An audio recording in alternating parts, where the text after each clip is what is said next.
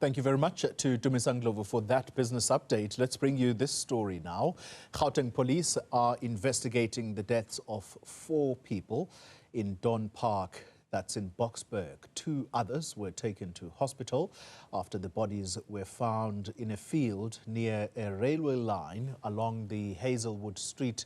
And Veronica Mahwadi joins us in studio for more on this story. Veronica, my understanding is that the fatalities or the number of people who've died here has actually increased. And I think you discovered this while you were in the field. So let's start there. How many people have been confirmed dead now? But add to that, what could the possible motive be for these people being killed in this way and possibly dumped there? Because it does appear that they were not killed there. Yeah. Well, to start off with, of course, the update, as it stands, there are 5 individuals who were killed in this gruesome murder that seems to still be a mystery even to community members of Dawn Park. Now, police, of course, in that community are urging residents to come forward with information in regards to the discovery of these bodies that were scattered essentially on an open field, and to help them, of course, with investigations.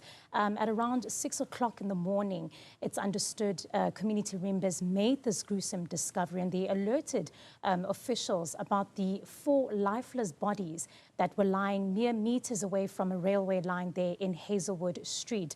As police arrived on the scene, as investigators as well, were combing through that area, which is also being used as a makeshift landfill, they discovered a 5th body, but still alive, and another individual, being a 6th individual, who was wrapped in a black plastic bag. This is according to police, buried in a shallow grave. Now, tragically, what happened throughout the day as we were reporting from the scene, and we got confirmation from Ekurhuleni Metro Police as well as the community members and MMC for safety and security in the area, it's understood that one of the suspects succumbed to their injuries in hospital, while only one victim at this moment is fighting for their lives in hospital. Now, according to initial reports from the police, they described the state of the deceased as well as the remaining 2 victims, of course now only one, saying that their bodies were battered and bruised, and so it indicates that those injuries that they had succumbed to were quite severe. I listened to your conversation with the MMC of safety in Ekurhuleni, and she seemed to suggest that this could be the act of vigilantism. Why did she immediately go there? Is there something that's going on within the community where these people would have been beaten and then dumped at that very place where you were today? Absolutely. In fact, when we ourselves spoke to residents in the community, I can tell you that often, Oli, when you find 6 bodies lying in an open field, there is definitely shock. But for this community, it was life as usual.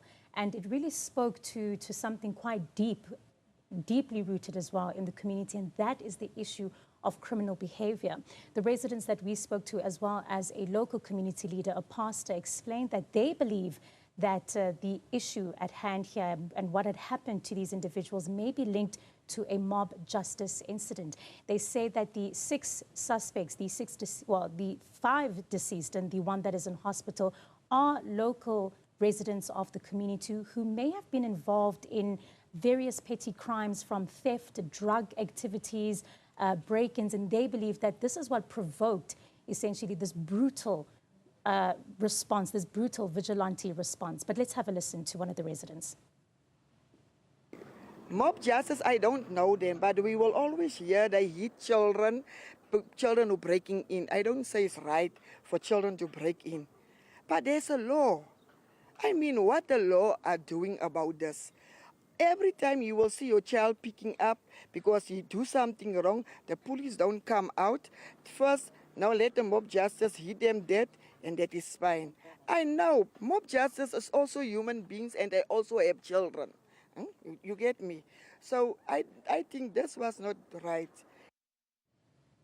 Just listening to that member of the public, Veronica, it sort of leads me to the final question, and that's the age of these people that were found dead and the one that's in hospital.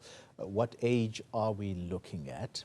But second to that, have police said explicitly what they believe could have led to these people's deaths? Because assuming that this was the act of mob justice is one thing, the police are the ones that must tell us the motive. Yeah, and that's been quite sketchy, in regards to getting details from the police, as they've said that this matter is still under investigation, and again urging the community as well to come forward with information to assist them with this investigation. And so they've been quite sketchy in regards to the details, but from the community's point of view, and specifically the individual that I was speaking to earlier today who asked to be anonymous, said that the young boys range from about 19 to about 29 years old, and also saying to me that this speaks to the issue of Dawn Park, an area that she feels has been neglected by communities, in fact by leaders, saying that there is a growing plague of unemployment.